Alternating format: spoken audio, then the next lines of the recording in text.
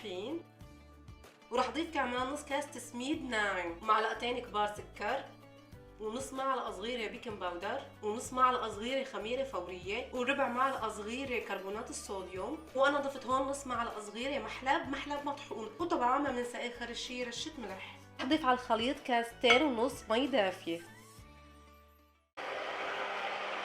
وهيك صار عنا العجين جاهز. هلا بتركه يرتاح ربع ساعة، بعدين فورا بشتغل فيه. وعندي هون طواي سخنة بس على نار وسط،